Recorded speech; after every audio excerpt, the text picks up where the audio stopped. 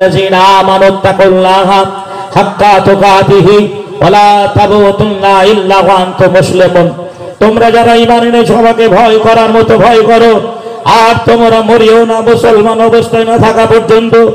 যদি তোমরা মরো মুসলমান হয়ে মরো, খবরদার তোমরা মুসলমান হয়ে মরিও না। হাদিসে বলা হয়েছে, আল্লাহ রাসূলকে জিজ্ঞাসা করা হলো, আল্লাহর নবী আপনি বলুন মুসলমান আর কাফেরের মধ্যে পার্থক্য। মহানবী মুহাম্মদ রাসূলুল্লাহ সাল্লাল্লাহু আলাইহি ওয়াসাল্লাম বলেছেন, মুসলমান যারা হবে তারা সালাত আদায় করবে, নামাজ পড়বে, অমুসলমানদের মধ্যে নামাজ থাকবে না। আমি হিন্দুর ছেলে, এই নামাজের জন্য আমার আত্মীয় স্বজন আপনজন বাবা মা সবাইকে ফেলে আসতে হয়েছে। বর্তমানে আমার মা বেঁচে আছেন। এই জ্যৈষ্ঠ মাসের থেকে আমি অ্যাক্সিডেন্ট হয়েছিলাম। অ্যাক্সিডেন্ট বলতে আজকে টোটো গাড়ি যে উঠেছে আপনার ব্যাটারি চালিত গাড়ি, এই টোটো গাড়িতে আমি যাচ্ছিলাম, আমরা স্বামী স্ত্রী দুজনে। এখন সব গ্রামে পাইপ লাইনে কাজ হচ্ছে, এখন খড় মেলে দেওয়া ছিল।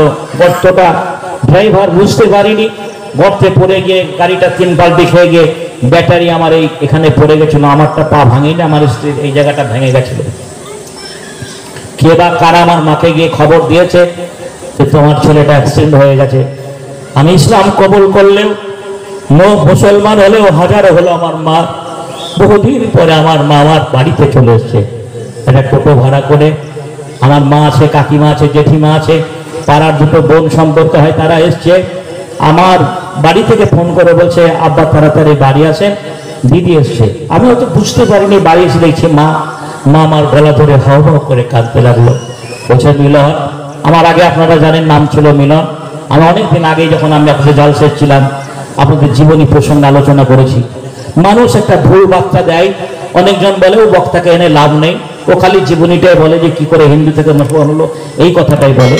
কতক্ষণ খোদার কসম করে বলছি, সারা বাংলায় বক্তৃতা করতে গিয়ে বর্তমানে আমি যাদেরকে এফিডেভিট করিয়েছি, কোর্টে নিয়ে গেছি। কোন আলেম কোর্টে নিয়ে যাবে না। একটা বেদিন যদি ইসলাম কবুল করে, অত ইমানি তাকওয়া নেই, ভয় করবে। কি জানি আরএসএস এর লোক হতে পারে, কি জানি হিন্দু ধর্মের ষড়যন্ত্র হতে পারে, তারা ভয় করে, আমি ভয় করি না। নির্ভীক ভাবে গিয়ে বর্তমানে 17 জন আমার কাছে ইসলাম কবুল করেছেন, মুসলমান হয়েছেন। আমি সেই মৌলানা হাবিবুল্লাহ। ভাইয়ের আমার, বন্ধুরে আমার, আমি সেদিন স্টেজ থেকে নামিয়ে দিয়েছি। বলছে আমি মসজিদের সেক্রেটারি, হাফেজ সাহেব আছে, জিজ্ঞাসা করুন। উনি বলছেন মসজিদের কালেকশনে আমি ছিলাম দায়িত্বে। উনি বলছেন আমরা স্বামী স্ত্রী দুজনে আমি 50 বস্তা সিমেন্ট দেবো। বলে আপনি? বলে আমি মসজিদের সেক্রেটারি। বলে আপনি সেক্রেটারি, আপনার 50 বস্তা সিমেন্ট নেওয়া যাবে না। এতগুলো লোকের সামনে যদি ওয়াদা করেন যে আমি দাঁড়িয়ে রাখবো, সিমেন্ট পয়সা দিয়ে কিনতে পাওয়া যায়, কিন্তু ইমান টাকা দিয়ে কিনতে পাওয়া যায় না। আপনাকে কে দায়িত্ব দিয়েছে? মসজিদের সেক্রেটারি দায়িত্ব কে আপনাকে দিয়েছে? দাঁড়িয়েহীন অবস্থায় সেক্রেটারি করে? উনি হাউ হাউ করে কেঁদে বললেন, গ্রামের মানুষ আমাকে এইভাবে কেউ দাওয়াত দেয়নি, এইভাবে কেউ বলেনি। আমি স্কুল মাস্টার বলে সবাই সম্মান দিয়ে কথা বলেছে, আমি ওদা করছি আজ থেকে দাড়ি কাটবো না।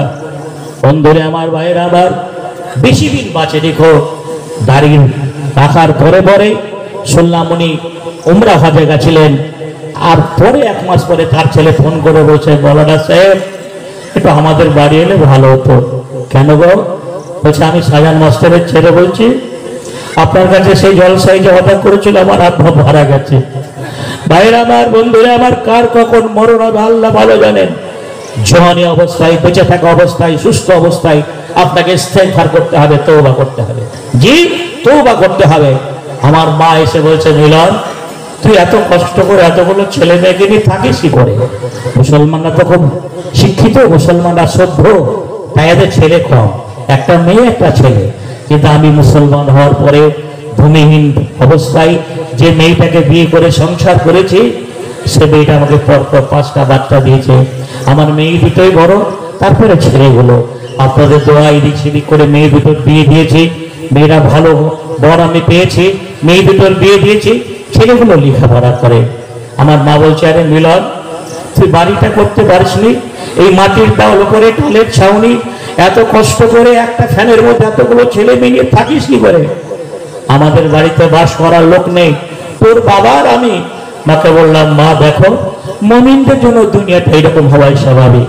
আমি পরকালে ভালো একটা জায়গা পাবো, যেটার নাম জান্নাত, যে জান্নাতটা তোমরা পাবা না।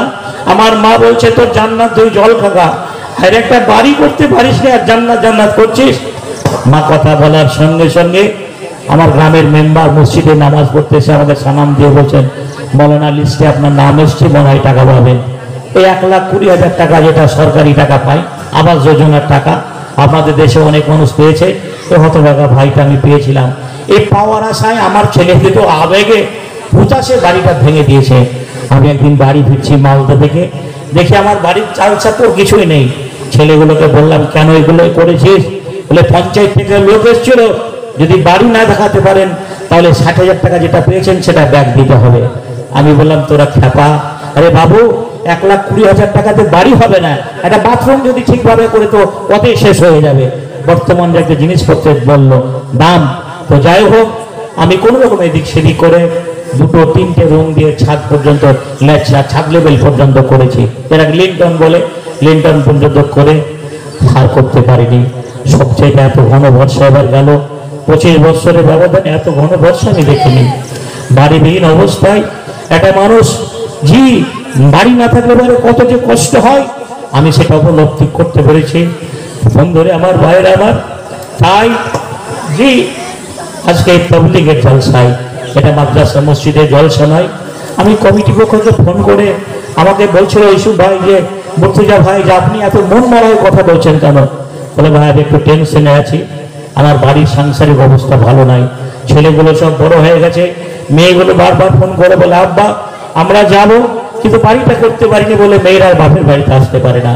আপনারা যদি আমাকে প্রতি 150 করে টাকা দেন, আমার 85 বস্তা সিমেন্ট লাগবে, 85 বস্তা সিমেন্ট আর 8 কুইন্টাল বোতল রড লাগবে। তা আমাকে যিনি হার্ডওয়ার্কসের দোকানের মালিক, উনি আমাকে বলেছেন যে আমি তো ব্যবসায়ী মানুষ, আপনাকে অত টাকা আমি বাকি দিতে পারবো না, হয় যদি সিমেন্ট নেন সিমেন্ট দেবো, আর রড নেন রড দেবো। আমি বলেছিলাম এদিক সেদিক করে সিমেন্টটা কালেকশন করতে পারবো, রডটা পারবো না, আপনাকে রড দিতে হবে। ভাইরা আমার, বন্ধুরে আমার, আমি এরকম করে জলসাইটা সেটা করে 60 ভাগ সিমেন্টের টাকা আমি দিতে পেরেছি। আর মোটামুটি 40 বস্তা সিমেন্টের টাকা যদি দিই তাহলে আমার কাজটা শুরু হয়ে যাবে। আজকের জলসায় আপনাদের প্রত্যেকের কাছে আমার আকুল ফরিয়াদ, আল্লাহ রসুলের যুগে সাহাবীরা যখন ইসলাম কবুল করেন তাদের জীবনেও কষ্ট হয়েছে। যদি আপনাদের, আমার বাবা মায়ের জমি জায়গা সয় সম্পত্তি সব কিছু রয়েছে শুধু মুসলমান হওয়ার জন্য। যে মানুষ বাচ্চা দেয় এসে তার জীবনীটাই বলে, এই জন্য অনেক মানুষ অনেকদিন আগে জলসায় আনার পরে আর আনে না। যখন কেউ কোনো কমিটি বলে যে আমরা হাবিবুল্লাহকে নিয়ে আসবো, বলে সে একই কথা বলে, জীবনীটা বলে। যার জন্য আজকে আমার জীবনীটা আজকে আলোচনা করিনি, তবে একটু আপনাদের পরিচয়ের জন্য বলবো। বাড়ি আমার শাহরাইল, বস্তামের ভোলা, খানা আমার সাগরে মুর্শিদাবাদ জেলা। নামটি আগে বললাম ছিল, এখন হাবিবুল্লাহ। সকলকে জানিয়া গেলাম দেখবে খোদা তাআলা, জাতিতে মোর হিন্দু ছিলাম এখন মুসলমান। নামাজ পড়ে রোজা রেখে এনেছে মান। এই বীরভূম জেলার মাটিতে প্রথম আমাকে এনেছিলেন, আমি তাকে আব্বা বলতাম, জি বর্ধমানী, আপনারা জানেন, জি ইব্রাহিম সাহেব, উনি আমাকে প্রথম এনেছিলেন ইলামবাজারের একটা মাটিতে। তারপরে আমাদের বনে যিনি আছেন, এখনো বেঁচে আছেন, জি হায়দার আলী সাহেব, উনি আমাকে এনেছিলেন। আমি বহু বক্তার সঙ্গে হজ করেছি। এখানে সুনমুনি বলে একটা জায়গা আছে, তখন গরু রমজমা বাজার, জি প্রধান বক্তা ছিলেন ওখানে গোলাম আহমেদ মুর্তজা। আমি সেই জলসায় ছিলাম। আমি বক্তৃতা রাখার পরে সব লোক আর থাকেনি, সবাই পালিয়ে গেছিল। মুর্তজা আমার ব্যাপারে একটু মানে খারাপ ভাষায় ব্যবহার করেছিলেন, তাতে গোলাম মুর্তজাকে ক্ষমা চাইতে হয়েছিল কমিটির কাছ থেকে। সেই বক্তা আমি। বাইরে আমার বহু বক্তার সঙ্গে বক্তৃতা করেছি, কিন্তু আমার কন্টাক্ট নেই বলে আজও আবার বাড়িখানা করতে পারিনি। আপনার বহু টাকা পয়সা বহু থেকে খরচ করেছেন। যদি আমাকে 1 বস্তা সিমেন্টের দাম দিতে হবে না, যদি 100 করে টাকা দেন তাহলে মনে হয় আমার অনেকটা কাজ এগিয়ে যাবে। ভাইয়েরা আমার, বন্ধুরা আবার, আজকের যিনি সম্মানিত প্রস্তাবিত সভাপতি সাহেব আমাকে সময় দিয়েছিলেন, যে সময় দিয়েছিলেন সে সময় আমার কাছে এসেছে, যে কাছে এসেছে। ভাই গো, আমরা এখানে এসেছি, মামা এখানে চাদরটা পেরে দিলে ভালো হতো। জি আমরা এখানে এসেছি কেন বলুন তো? আমরা এখানে এসেছি জি আমরা এখানে এসেছি দুটো জায়গার জন্য। মানুষ মসজিদে কেন যায় বলেন তো? মসজিদে যায় দুটো জায়গার জন্য। একটা জায়গা পাওয়ার জন্য, যে জায়গাটা পাওয়ার জন্য যায় সেটা হচ্ছে জান্নাত। যে জায়গাটা পাওয়ার জন্য যাই সেটার নাম জান্নাত, আর যেখান থেকে বাঁচার জন্য আমরা এখানে এসেছি সেটা হলো জাহান্নাম। আমরা এখানে এসেছি জাহান্নামের আগুন থেকে বাঁচার জন্য আর জান্নাত পাওয়ার জন্য। আমরা কি পারবো না ভাই? আমরা কি পারবো না ভাই যে একটু নামাজটা পড়তে? যারা দাড়িবিহীন অবস্থায় যে নামাজ পড়েন তারা দাড়িটা রাখতে আর কতদিন পর আপনি দুনিয়ায় আসবেন? চুল দাড়ি পেকে গেল, যথেষ্ট বয়স হয়ে গেছে। আচ্ছা, আমার কাছে ইসলামের ভিত হচ্ছে পাঁচটা ভিতর উপর ইসলাম প্রতিষ্ঠিত। আজকে ইতিহাস সাক্ষী থাকবে হাফেজ সাহেবের এতগুলো লোকের উপস্থিতিতে একজন আলেমের দিনের বিয়ে হলো। আপনারা 5 জন ভাই একটু আমার কাছে ওয়াদা করবেন যে দাড়ি আর কাটবেন না, আর দাড়ি কাটবেন না। দেখুন, হেদায়েতের মালিক আল্লাহ, তবে আপনাকে পরিবর্তন হতে হবে, আপনাকে পরিবর্তন হতে হবে। বন্ধুরা আমার, ভাইয়েরা আমার, বলতে যাচ্ছিলাম আমরা ওয়াজ শুনি কিন্তু বক্তৃতার মূল্যায়ন করি না। যদি বক্তার বক্তৃতা আমরা মূল্যায়ন করতাম তাহলে আজকে আমাদের এই অবস্থা হতো না। জি, ঈশা রক্তে যতগুলো মুসল্লি হলো, ফজর রক্ত তত মুসল্লি আর হবে না। কেন হবে না? সারা রাত জলসা হওয়ার পরে আমরা নাক ডেকে ঘুমাই। আমরা দেখেছি জলসা হওয়ার পরে আর ফজর রক্ত মুসল্লি হয় না, নামাজ পড়ে না। মা খালান আমার, বোনেরা আমার, আমি হিন্দু অবস্থায় বাবা মা দেখতে পাবে বলে বাবা মার ভয়ে লুকিয়ে লুকিয়ে নির্জন নিরিবিলি জায়গায়, পুকুর পাড়ে, খেলার মাঠে, ফসলের জমিতে, ধানের জমিতে আমি নামাজ পড়েছি। তবু আজও নামাজ ছেড়ে দেয়নি। যে নামাজের জন্য আমার বাবা মা, ছোটন আপনজনেরা পর হয়ে গেছে, সে নামাজকে আমি আজ পর করতে পারিনি। আফসোস লাগে, দুঃখ লাগে। পরে সাংসূত্রে মুসলিম, জন্মসূত্রে মুসলমান, এর আজান হয়, নামাজ পড়ে না। এর আজান শুনতে পাই, মসজিদে যাই না। देते हैं अजान मस्जिद में, राते है तो मकान में, ए मस्जिद में जाना भूल गए। যখন মসজিদে আজান হয় আমরা মুসলমান জোর আড্ডায়, তাসের আড্ডায়, মোবাইল নিয়ে ব্যস্ত থাকি। সুবহানাল্লাহ। ভাইরা আমার, বন্ধুরা আমার, আমি বলতে যাচ্ছিলাম আপনাদের সামনে, আমি সর্বস্ব সব কিছু পরিত্যাগ করে এসেছি। পৃথিবীতে আমার আপনজন বলে কেউ নেই। আমি এই বয়সে 3 বার জেল খাটা মানুষ। জি, মুসলমান হওয়ার প্রারম্ভে তখন আমি 18 বছর উঠতি বয়সের যুবক। বহরমপুর কারা জেলে আমি 90 দিন ছিলাম। বহরমপুর কারা জেলে আমি 90 দিন ছিলাম, 3 মাস ছিলাম। জি, 3 মাস ছিলাম। আমেরিকার পেন্টাগন যখন ভাঙে, টুইন টাওয়ারের প্রতি হামলা হয়, পশ্চিম বাংলার বহু আলেমকে অ্যারেস্ট করা হয়েছিল, বহু আলেমকে ধরা হয়েছিল। আমার উস্তাদে মোহতারাম মাওলানা আব্দুল্লাহ সালাফির আব্বা, আমার উস্তাদ, উনি যখন হোসেননগর মাদ্রাসায় শিক্ষকতা করতেন তখন আমি মুসলমান হয়েছি। উনি আমার নাম রেখেছিলেন হাবিবুল্লাহ। তো আব্দুল্লাহ সালাফি ভাইকে যখন ধরে, তারপরের দিন বহরমপুর বাস স্ট্যান্ড থেকে আমাকে লাদেনের লোক বলে অমানবিক অত্যাচার করে ট্যাক্সির পেছনে ডিক্কির ভিতরে ভরে কলকাতা লালবাজারে আমি 26টা দিন ছিলাম। কিসে ছিলাম? সেল ঘরে ছিলাম। সেল জায়গাটা না করুক আপনারা না যান, যারা গেছে তারা জানে। বাথরুম পায়খানা ঘরের চাইতে ছোট, বসা হবে, দাঁড়া হবে, 60 হয়ে ঘুমানো হবে না। এখানে একটা জায়গায় আমি ঈমান আনার জন্য, মুসলমান হওয়ার জন্য ছিলাম। আপনাকে আপনারা অনেক সাংসূত্রে মুসলিম, জন্মসূত্রে মুসলিম, বংশ পরম্পরা মুসলিম। আপনাকে নামাজের জন্য এত কষ্ট আপনাকে কেউ দেবে না। আপনাকে গ্রাম ছাড়তে হবে না, বরং সবাই আপনার জন্য দোয়া করবে। ছেলেটা মদ খেত, আজকে নামাজ ধরেছে। ছেলেটা জো খেলতো, আজকে নামাজ ধরেছে। আপনি আলেমের দোয়া পাবেন, আপনার বাপ মায়ের দোয়া পাবেন, গ্রামের মুরব্বি দিন তারা দোয়া করবে। তাই ভালো হয়ে যান।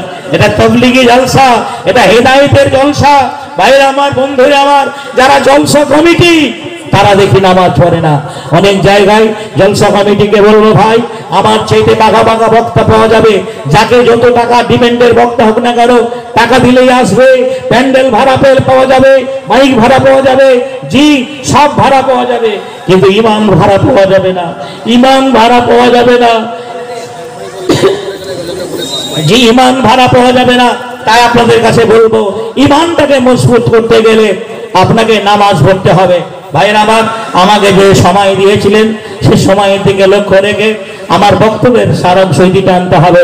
তবে আমার একজন ভাই বলে পাঠিয়েছেন, যিনি আমাকে ভাই বলেছিলেন একটা গজল আপনাকে বলতে হবে।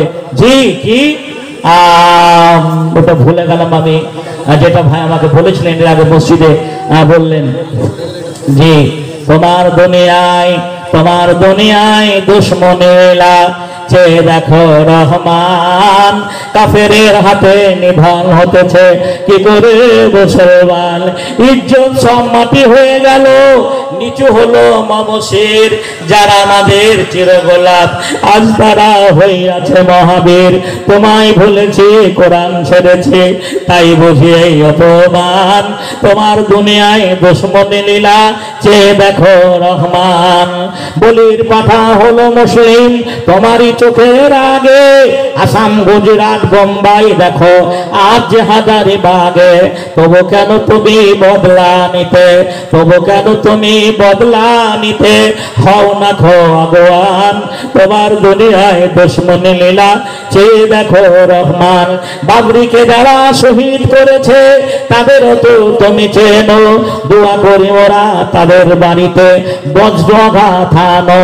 প্রতিশোধ নিলে খুঁজে যেত মোদের এতটুকু অপমান। তোমার দুনিয়ায় দুশ্মনী লীলা চেয়ে দেখো রহমান। জি একটা কথা জেনে রাখবেন, আমরা সবাই একদিন এই দেশ ছেড়ে চলে যাব, এই গ্রাম ছেড়ে চলে যাব না ফেরার দেশে। মানুষ চেন্নাই যায়, ব্যাঙ্গালোর যায়, জি কুয়েত যায়, কাতার যায়, দুবাই যায়, কর্মসূত্রে থাকে, বাড়ি ফিরে আসে, কিন্তু কবর জগতে গেলে পরার জীবনেও কখনো কোনোদিন ফিরে আসবে না। মাটির দেহ মাটি হবে, মাটির দেহ মাটি হবে, কিসের করো বাসনা।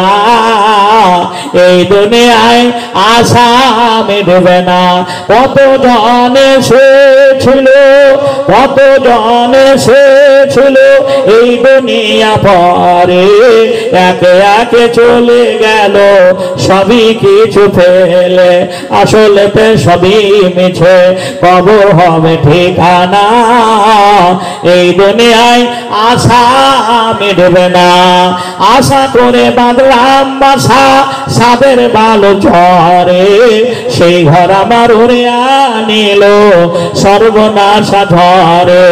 এখন সন্ধ্যাবেলা কান্দি একা, বুকে লয়ে বেদনা। এই দুনিয়ায় আশা মিটবে না। মাটির দেহ মাটি হবে, কিসের কর বাসনা। এই দুনিয়ায় আশা মিটবে না। 12 বছর আগে এই মাটিতে, এই জায়গায়, এই গ্রামে আমি আমার জীবনের করুণ ইতিহাসটা বলেছিলাম। যে বাপ আপনার শুনেছিল, যে মা আপনার শুনেছিল, যে ফুপু আপনার শুনেছিল, যে খালা আপনার শুনেছিল, আজ সে বেঁচে নেই, নীরব কবরে চলে গেছে। আপনারা যারা মুরব্বী মানুষ বেঁচে আছেন, আগামী দিনে যদি আমি আসি আপনাদেরকেও দেখতে পাওয়া যাবে না। সুবহানাল্লাহ। তাই প্রায় জায়গায় আমি আগে বলতাম, আমি মরে গেলে, আমি মরে গেলে কাউরি স্মরণে আমি কে আসিব আর, আমাকে ভাবিয়া অশ্রু ধরাবে এমন বেদনা বুকে আছে কার। লোবসায় বেঁধে রাখে তারা আঁচলে আপন জানে, আজ আমারে বিদায় জানালে কাল রাখিবে না কেউ মনে। বুঝে নেয় তারা আমি তাহাদের কিছু দিতে পারিব না আর, আমি মরে গেলে কাউরে স্মরণে আমি কি আসিব আর। আসার যাওয়া দুনিয়ার নীতি শোনো গো বন্ধুগণ, আজ আমি গেলে কাল তুমি যাবে, নিস্তার নেই কোনো ফল। যাত্রী লয়ে খাওয়া যায় আসে, এই পার কবু এই পার। আমি মরে গেলে কাউরে স্মরণে আমি কে আসিব আর। তাই এই গ্রামের মায়ের আমার মা, এই গ্রামের বোনের আমার বোন, এই গ্রামের ভাইয়ের আমার ভাই, আমি একজন সর্বহারা মানুষ। ঈমান আনার জন্য, মুসলমান হওয়ার জন্য, কালেমা পড়ার জন্য বাবা মা ভাই বোন আত্মীয় স্বজন সব কিছু ফেলে এসেছে। রাসূল বলেছেন 3 জন ব্যক্তির দোয়া কবুল হয়, আলেমের দোয়া কবুল হয়, মুসাফিরের দোয়া আল্লাহ কবুল করে।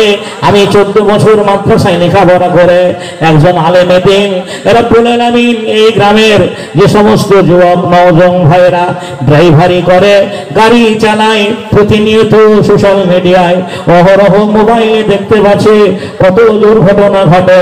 রব্বুল আলামিন যারা আমার দিকে লক্ষ্য রেখে দান দিয়েছেন, আল্লাহ ওই সমস্ত আসমানকে বলেন বালা মুসিবত থেকে বাঁচিয়ে নাও। রব্বুল আলামিন ইমানের সেই দুনিয়ার বুকে রাখো। আয় আল্লাহ, যারা নামাজ থেকে দূরে, যারা মসজিদ থেকে দূরে, তাদের মসজিদগামী করে দাও। যা রব্বুল আলামিন, আয় আল্লাহ রব্বুল আলামিন, যারা শরীয়তের অবৈধ কাজ করে আজকে তাদেরকে ইস্তেগফার করার তৌফিক দান করো। আল্লাহ তওবা করনেওয়ালাকে ভালোবাসে, আল্লাহ তওবা করনেওয়ালাকে ভালোবাসে।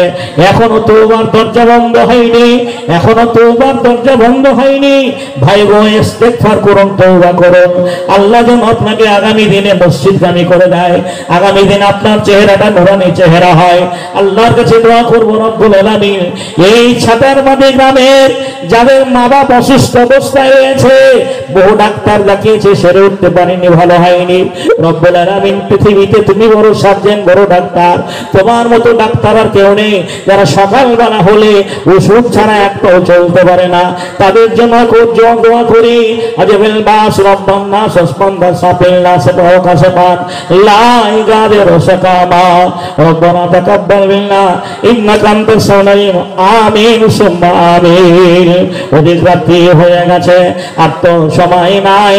যাহা বলিয়া গেলাম কোরআন ও হাদিসের বাণী মানিয়া চলিও ভাই। ঘড়িতে এখন 11:05 বাজে, বিদায় বাঁশি। হায়াত বাকি, মোলাকাত বাকি, বন্ধু এবার আসে। সালাম সালাম সালাম জানাই হাজারো সালাম। এবার আমি বিদায় নিলাম, যেতে মন চাই না বন্ধু, যেতে মন চাই না বন্ধু, বাজে বিদায় বাঁশি। হায়াত বাকি, মোলাকাত বাকি, বন্ধু এবার আসে। আজকের সম্মানিত যোগ্য সভাপতি সাহেব যে সময়সূচি দিয়েছিলেন, সে সময়সূচিতে 5 মিনিট বেশি বলা হয়ে গেছে। যে সময়সূচি বলা হয়ে গেছে, যদি বলার মধ্যে ভুল ত্রুটি হয় আমি ক্ষমা প্রার্থী। ভাইরা আবার বন্ধুরা, আবার আপনারা আমার জন্য দোয়া করবেন। আল্লাহর দুনিয়ায় যতদিন বেঁচে থাকবো আমি যেন ইমানের সহিত হক কথা বলে দিনের খেদমত করে দুনিয়া থেকে যেতে পারি। একটা কথা আপনাদের বলবো, আমার চেহারার সঙ্গে আপনার চেহারার মিল কেন হলো না? আপনারা চাষি মানুষ, ধান লাগিয়েছেন ভালো জানেন। স্বর্ণা ধান যাদের জমিতে আছে, এখন যদি আইভোর একটা ধান ফেঁকে যায়, সেই ধানটাকে যত্ন করবেন না তুলে ফেলে দেবেন? যদি বলেন তুলে ফেলে দেবেন, যে এটা ঝোড়া, এটা আপনার ঝোড়া বলেন, আমাদের ছিট বলে, জি ছিট বলে ওটা। হ্যাঁ, ওটা কেটে ফেলে দেয়, ঝুড়ে ফেলে দেয়। তো আমার চেহারার সঙ্গে আপনার চেহারার মিল কেন হলো না? আমি ইসলামের কাছে অপরাধী না আপনারা ইসলামের কাছে অপরাধী? বাড়িতে গিয়ে বিবেককে প্রশ্ন করবে। আল্লাহ হেদায়েত করুক, দিনের বুঝ দিক। আজকের সভা আমি এখান থেকে পরিসমাপ্তি করছি। আমি আপনাদের কাছ থেকে ক্ষমা প্রার্থী। অনেক সময় আপনাদের নষ্ট করেছি, সময়ের মূল্যায়ন করতে হবে। আজকের যিনি প্রধান অতিথি, আমি ওনাকে দেখিনি, সোশ্যাল মিডিয়ায় ওনার বক্তব্য আমি শুনেছি। মালদা জেলায় বাড়ি, উনি ভালো বক্তব্য রাখতে পারেন। যে ভাইরা আমার, বন্ধুরা আমার, দূরদেশ থেকে এসেছেন, উনি আপনাদের মেহমান। আমরা শেষ পর্যন্ত ইনশাআল্লাহ শুনবো, যে ইনশাআল্লাহ শেষ পর্যন্ত থাকবো। আল্লাহ রাব্বুল আলামিন সকলকে শোনার ও বসার তৌফিক দান করেন। জোরে বলুন আমিন।